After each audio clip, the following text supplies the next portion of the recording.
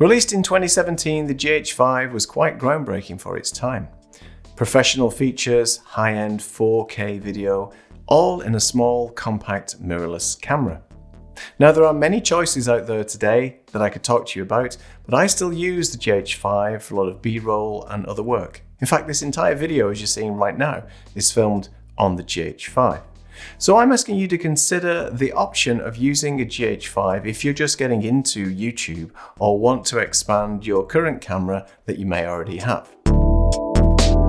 So let's get some of the bad things out the way first. We all know that Panasonic is pretty terrible at autofocus and really shouldn't be relied on in any circumstances if you need it for professional results. In fact, today, as I'm filming this, it's all set to manual focus. But if you can put that aside for a second, I think the GH5 is compelling enough for you to start using it, pick it up, and run with some high-end video capture, all at a fraction of the cost of today's higher-end, very expensive cameras.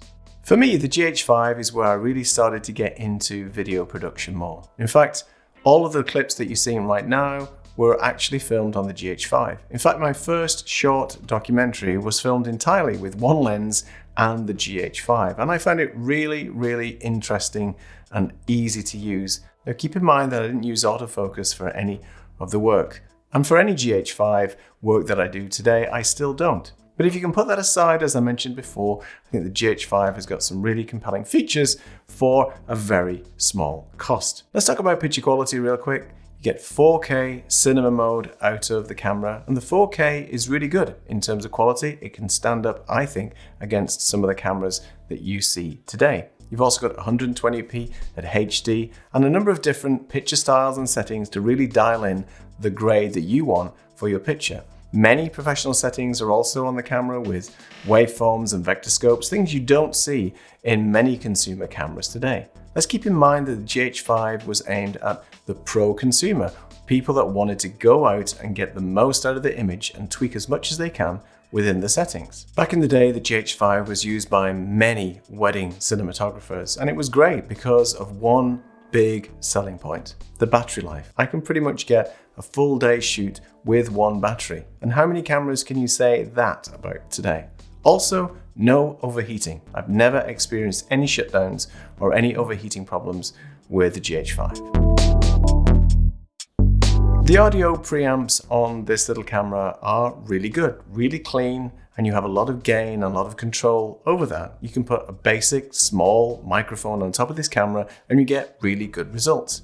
Also, you get full manual control over the audio settings, and I really have never had any issue with pops, crackles, or miscellaneous noise from this camera just using a very simple basic microphone.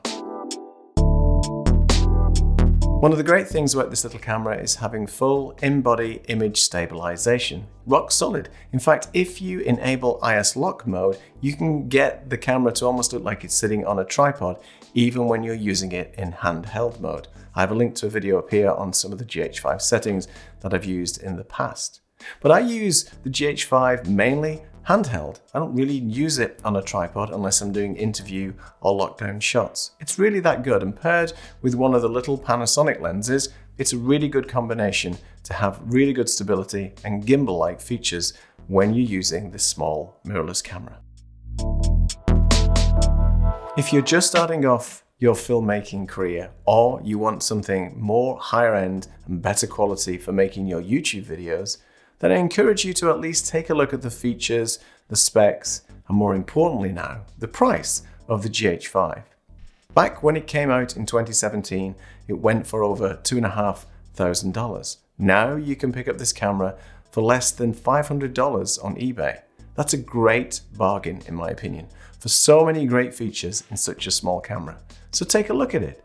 Look at some of the features, see if it's what you want, and don't get discouraged by the lack of autofocus and problems potentially if you're trying to film in low light. For me, it's been a little workhorse, and I've thoroughly enjoyed using it and still do to this day for some of the work that I do. If you're looking for that beautiful full frame look, you're not going to get that from a Micro Four Thirds system. So go ahead, buy a larger camera and a more expensive camera if full frame is what you're after. But if you're looking to get a little bit of shallow depth of field for your YouTube videos, or you're just doing some sit-down work like I'm talking to you right now, the GH5 is a great, cheap option, and go and take a look at it.